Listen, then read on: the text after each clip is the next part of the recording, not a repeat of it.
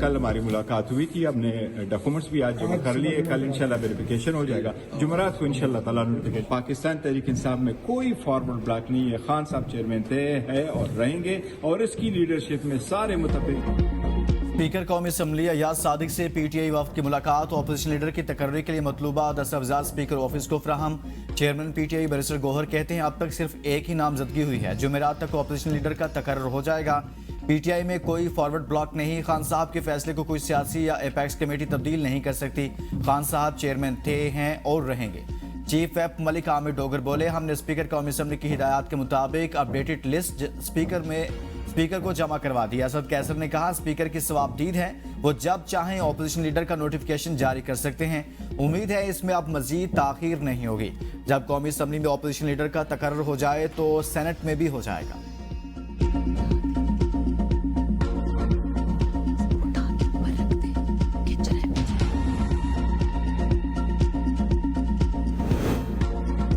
कराची में 9 मई जैसे वाक़यात दोहराने की कोशिश की गई, हमने सब्र तहम्मुल से काम लिया।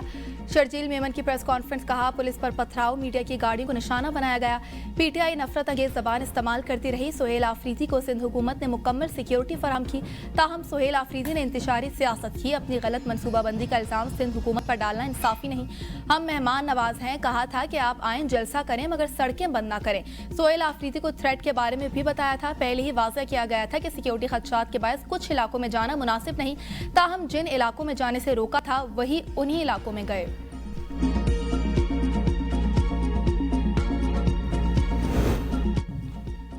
वज़ीर आला खैबर पख्तूनख्वा का रियासत से दहशतगर्दी के सबूत मांगना मज़ाक़ खेज़ है। गवर्नर खैबर पख्तूनख्वा की कड़ी तनकीद, सवालात की बौछार कर दी। फैसल करीम कुंडी ने पूछा सुहेल अफरीदी बताएं दहशत मुलविस नहीं तो कौन मुलविस है? पुलिस, अफसर, फौजी जवानों और लोगों को कौन शहीद कर रहा है? ये चाहते हैं फौज निकल जाए, ऑपरेशन ना करे। क्या पुलिस खाली हाथ से लड़ेगी? हम मानते हैं विफाक ने 100% हिस्सा नहीं दिया, जो रकम दी वो कहाँ लगाई? क्या जम अजला में एक थाना भी नहीं बनाया? खैबर पख्तूनख्वा में अमन व अमान की सूरत हाल खराब हो रही है। पाकिस्तान में जितने भी हमले हुए इसमें अफगान शहरी मुलविस रहे हैं। दहशतगर्दी के खिलाफ सब ने मिलकर काम करना है। अमन होगा तो सूबे में तरक्की होगी। पीटीआई ने पहले भी विफाक पर हमले किया मगर कुछ नहीं निकला। खुद को खबरों में रखने के लिए पीटीआई क़यादत मनफी बयान देती है। सिंध हुकूमत ने वज़ीर आला खैबर पख्तूनख्वा को मुकम्मल प्रोटोकॉल दिया। सुहेल अफरीदी के कराची में रवैये पर हैरानी हुई।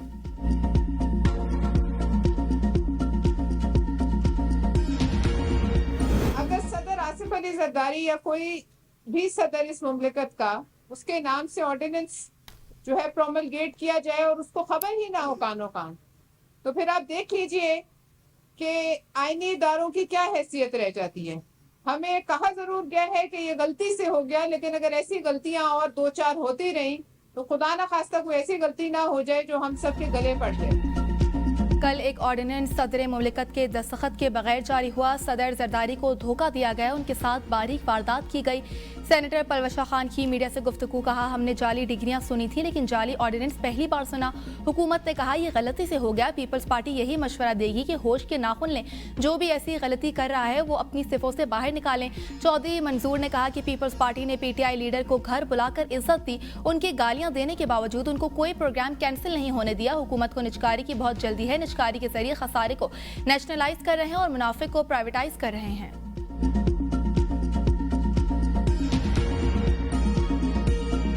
सदर ट्रंप की ईरान पर हमले की धमकियों के बाद अमेरिकी जंगी तैयारों की कतर एयरबेस पर सरगर्मियां तेज।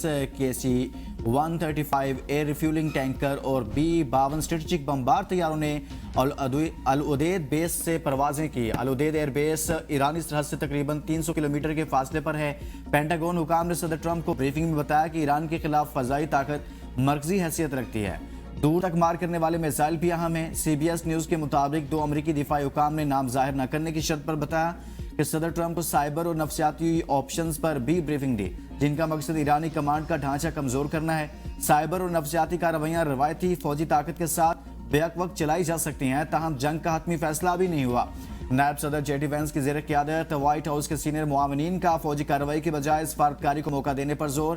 तर्जमान व्हाइट हाउस कैरोलिन लिविट ने कहा कि अमरीकी सदर हमेशा सफारतकारी को अव्वलीन तरजीह देते रहे हैं, ताहम अगर वो ज़रूरी समझें तो फौजी ताकत के इस्तेमाल से नहीं हिचकिचाएंगे।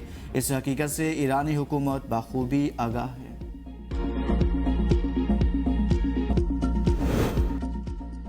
इस्लामाबाद में कहीं भी दरख्त उखाड़ कर सड़क नहीं बनाई गई। वज़ीर मुमलिकत बराए दाखिला तलाल चौधरी का कौमी असम्बली में तवज्जो दिलाओ नोटिस पर जवाब। कहा 29,115 दरख्त हटाए गए, 40,000 दरख्त लगाए गए हैं, 60,000 दरख्त इन्हीं जगहों पर लगाए जाएंगे। पहले जितनी ग्रीनरी थी अब उससे बढ़ी है।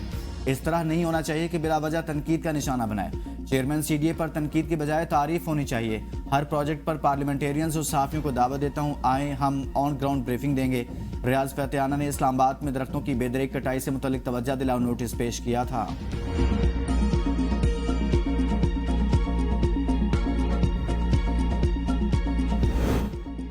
शफाफियत और आलमी शराकतदारी से पाकिस्तान मादनियात का मरकज बनने की जानिब गामजन। मादनी शोबे की तरक्की से हज़ारों रोजगार के मौके पैदा होंगे। अमरीकी मैगजीन दी नेशनल इंटरेस्ट के मुताबिक पाकिस्तान के मादनी वसाइल खरबों डॉलर मालियत के हामिल हैं। हुकूमत ने मादनी शोबे को स्ट्रेटेजिक तरक्की की बुनियाद बनाने का फैसला कर लिया। माइनिंग पॉलिसियों को आलमी मयार से हम आहंग किया जा रहा है। पाकिस्तान मिनरल्स इन्वेस्टमेंट फोरम 2026 आलमी सरमायाकारों को मुतवज्जो करेगा। मादनी इस्लाहात से टेक्नोलॉजी ट्रांसफर और सनती तरक्की के नए मौके पैदा होंगे। माहिरीन के मुताबिक मादनी शोबा अगले 10 साल में GDP में सालाना 5 से 7 बिलियन डॉलर इजाफा कर सकता है।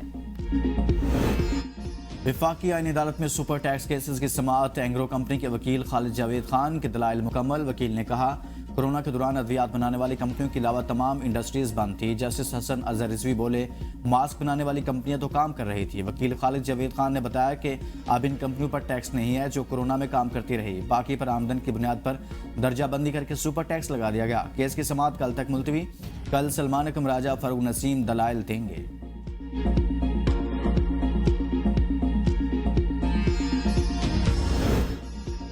चीफ इलेक्शन कमिश्नर की सरबराही में 5 रुकनी बेंच में वज़ीर आला सुहेल आफरीदी के खिलाफ ज़ाब्ता खिलाफ की खिलाफ वर्जी केस की समाअत। वकील अली बुखारी ने कहा हमें बाबर नवाज के जवाब की कॉपी दे दी जाए ताकि हम दलाइल दे सकें। चीफ इलेक्शन कमिश्नर ने कहा आपने बाबर नवाज की दरख्वास्त का जवाब देना है। अली बुखारी ने कहा पहले केस काबिल समाअत होने पर फैसला कर लें।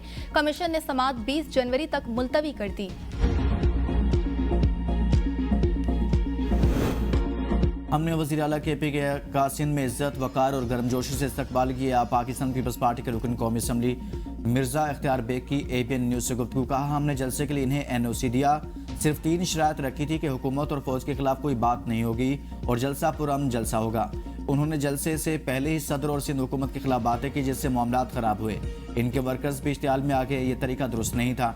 अगर मुज़ाकरात करना चाहते हैं तो एतमाद को बहाल करें। एहतजाज से कुछ हासिल नहीं होगा।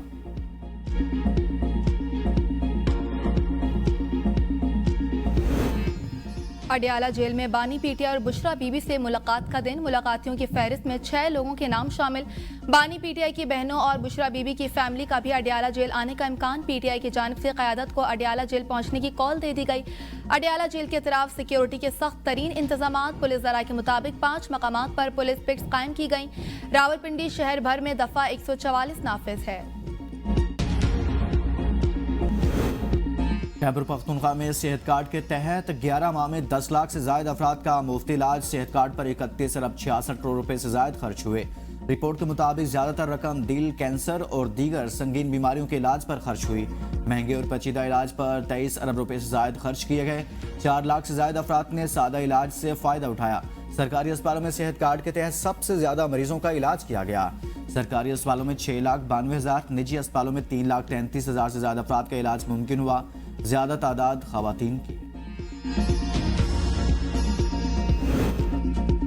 ग्रीनलैंड को अमेरिका की 91वीं रियासत बनाने का मुतनाज़ा बिल कांग्रेस में पेश। बिल रिपब्लिकन कानून साज रैंडी फाइन ने पेश किया। बिल की मंजूरी के बाद ट्रंप को ग्रीनलैंड को अमेरिकी इलाका बनाने की इजाजत होगी। दूसरी जानिब डेनमार्क और ग्रीनलैंड ने कहा है कि वो अमेरिकी फैसले को कबूल नहीं करेंगे। हम ऐसी जंग के बीच हैं जो वेनेजुएला के साथ है। हमारे पास एक दाना सदर है जो इस बारे में झूठ बोल रहे हैं कि क्या हो रहा है।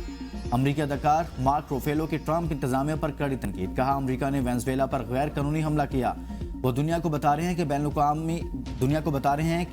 बैनुल-अक़वामी कानून इनके लिए कोई मानी नहीं रखता। अगर हम दुनिया के सबसे ताकतवर मुल्क के लिए इस आदमी की अखलाकियात पर इन्हिसार कर रहे हैं तो हम सब बहुत बड़ी मुश्किल में हैं। अमेरिका में साबिक नेवी सैलर को जासूसी के इल्जामात में 16 साल कैद की सजा सुना दी गई। गैर मुल्की खबर एजेंसी के मुताबिक नेवी सैलर सैन डिएगो में तैनात था और हसास फौजी मालूमात, दस्तावेजात और तस्वीर चीनी इंटेलिजेंस को फराहम करता रहा। $12,000 वसूल किए। वफाकी तहकीकाती इदारे FBI ने अदालत में इसके खिलाफ शवाहिद पेश किए।